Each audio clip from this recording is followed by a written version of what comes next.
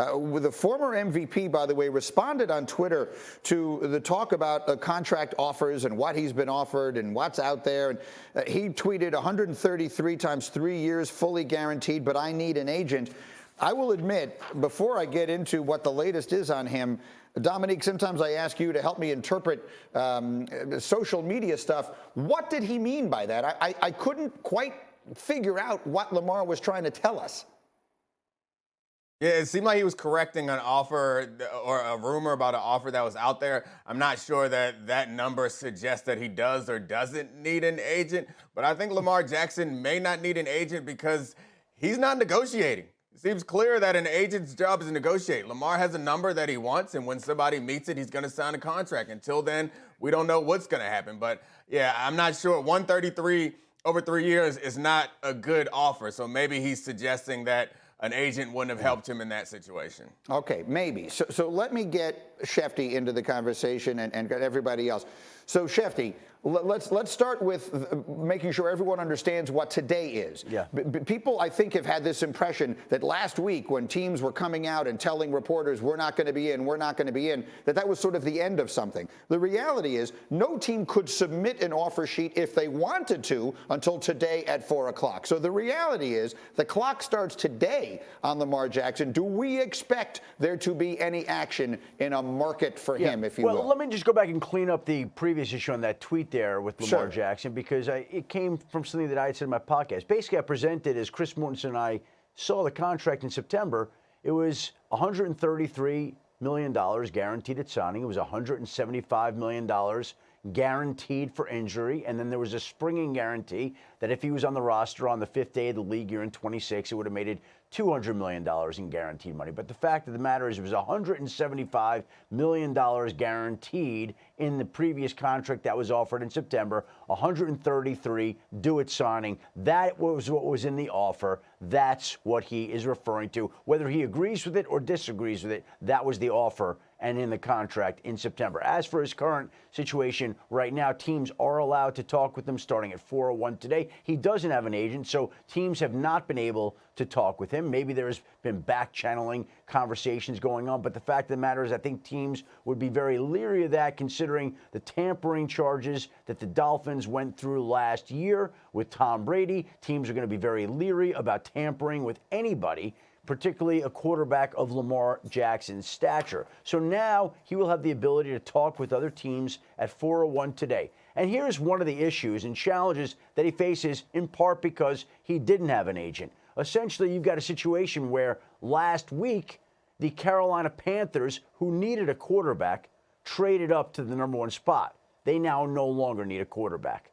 Last week, the Las Vegas Raiders, who needed a quarterback, basically reached agreement with Jimmy Garoppolo. They no longer need a quarterback. The New York Jets, who are in need of a quarterback, are in discussions to try to get a deal done with Aaron Rodgers. We're going to assume that eventually, at some point, that deal does get done, and they're not going to need a quarterback. So who does need a quarterback? Who does need an elite quarterback, a great player, a franchise player, but has not only the cap space this year to accommodate him, but the willingness to give him a fully guaranteed contract and compensate the Baltimore Ravens with draft pick compensation, presumably 2 ones. There's a lot that goes into this, a lot, and basically the market is not quite as robust as it should be for a great quarterback. That's such a good explanation, Graziano. And I wrote down the teams he just mentioned. I'm trying to think of one. Like you mentioned Tennessee. I have no idea how realistic it is, but that seems like an interesting possibility. I don't think there is an expectation Ryan Tannehill might not be back there, and Ryan Tannehill isn't Lamar Jackson anyway. So there aren't that many spots that make all the sense, the immediate sense in the world. Right. I mean, they could get out of Tannehill's contract if they wanted. 1 year left, not guaranteed. Right. The Colts are desperate for quarterback help. That makes some sense. We think they're going to draft one. But would Houston do it, right? Would Houston do it and use picks 2 and 12 on other positions, right? I know Atlanta was one of the teams last week that said they wouldn't pursue, but they should. They got Taylor Heineke yesterday. So, yeah, but he'd be a good backup for someone like Lamar Jackson. So I think what's going on right now is that teams have had sort of their own internal evaluations. Like if we were to make this pursuit of Lamar Jackson, what would that entail in terms of what we'd have to give up, what we'd have to pay him? Would we have to alter our personnel in some way?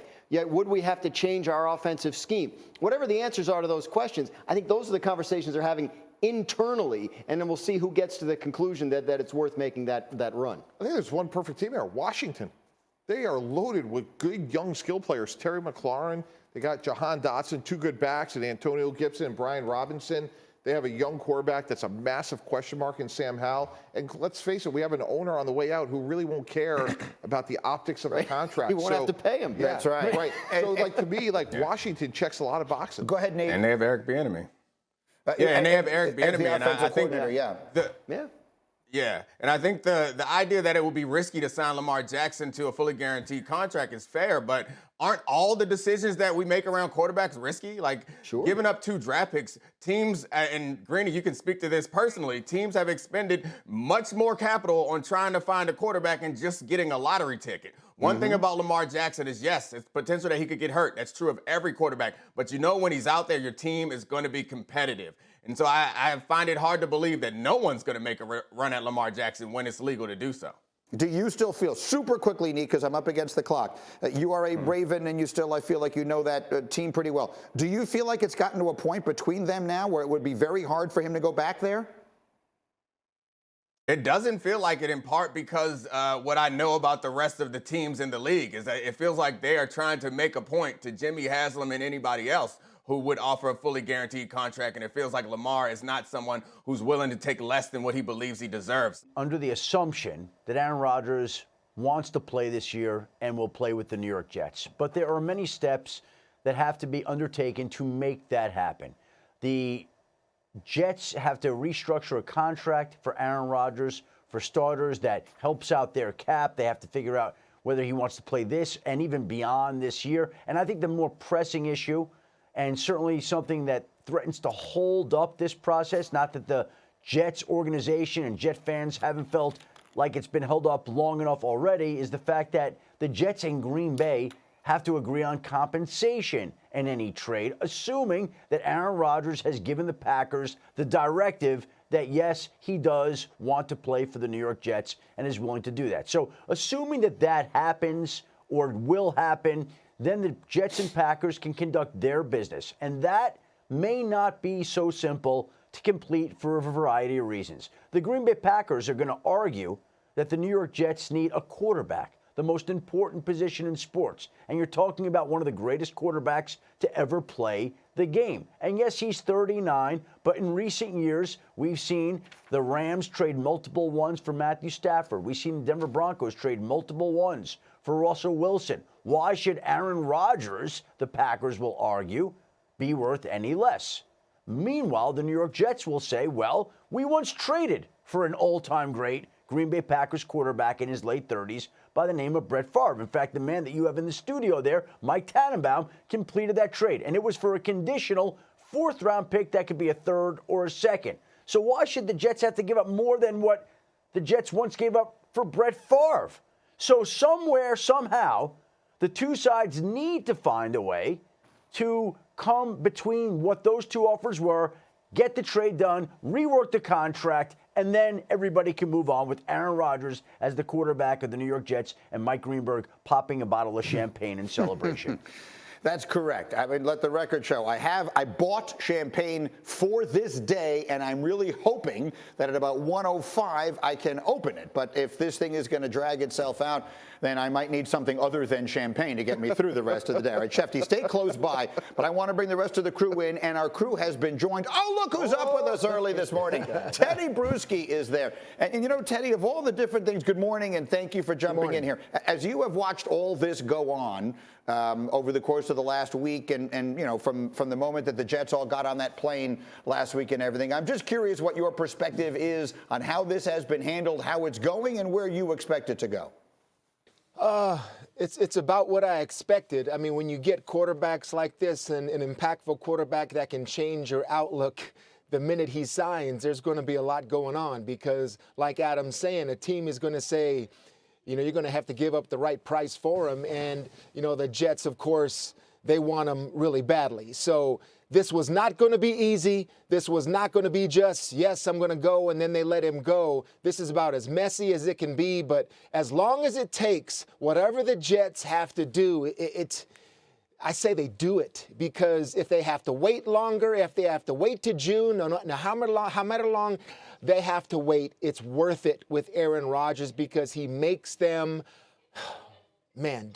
he makes them a championship contender the minute he walks in the facility. I truly believe that. We've seen examples in the past when there are just teams that need that one piece, the important piece that it is. So, however messy, however much drama, whatever Aaron Rodgers says today on McAfee's show, you got to listen to it and accept it and just wait, because there is a reward waiting for Jets fans.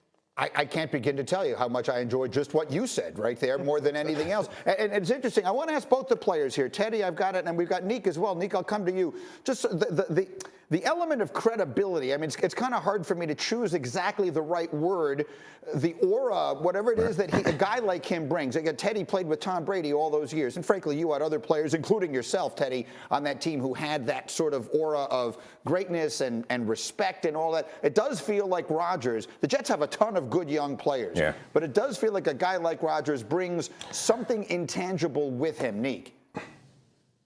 You can see it already. He's not even there yet, and players are already burning clothes and celebrating and getting all excited. Like, you see it all over social media. It's about confidence, and it doesn't have to always be a quarterback, but it helps when you get a guy that you believe in. It changes the way you prepare. It changes the way you show up to the facility. It changes the way that you approach everything, because you believe that you have a chance that you know that you haven't had before. There's only a few quarterbacks in the league that can do that, and Aaron Rodgers is still one of those guys. Maybe he gets there and he's not as good as he once was, but it doesn't change the fact that he shows up and you have confidence, and you know he has the ability to bring you back from down a couple touchdowns in the fourth quarter. It changes the way you play. So, yeah, football is a very physical game, but it's also mental and psychological. And Aaron Rodgers is not always great on the psychology of his teammates, but right now it feels like the prospect of having Aaron Rodgers is great for the psychology of the entire Jets organization. Seems like it's done wonders for you, Greeny. Yeah, I mean, I can't begin to say. Go ahead, Tedy, go. Yeah, and I'll say this. The immediate impact, I talked of the way it looks and the perception, but in terms of players coming to join Aaron, it may not happen immediately, because these players are trying to get the most they can possibly get in terms of the financial reward of the contract and getting the contract that they feel that they deserve. But once that happens, and maybe it doesn't happen, and then all of these prices go down, and then you've got a free agent player that says, man, I'm not getting everything that I wanted, so all right, I'll take that bargain to go play for the Jets and Aaron Rodgers. So those late free agents that maybe didn't get what they want, that's when this signing would really be impactful, to where I didn't get what I wanted. I didn't get the 3-year, 4-year deal. Let me go play there for a year. 1-year contract. I know we're going to win, and then I'll have that team success. That's when the impact's going to show late in free agency. That's a really interesting thought. Yeah, it's the Tampa Bay Buccaneers of 2 years ago. Right. That's exactly what happened. That's the same part of it. Right. And the so Jaguars were done with Fournette, right? Yeah. Gronkowski was retired. Antonio Brown kind of, some things that happened there, the bloom was off. So, yeah, it was almost like an island of misfit toys that worked out really well. But Brady knew exactly how to push the right buttons and make the whole thing work. And we all joked that he was not only the Super Bowl quarterback, but the executive of the year. Thank you for watching ESPN on YouTube. For live streaming sports and premium content, subscribe to ESPN+.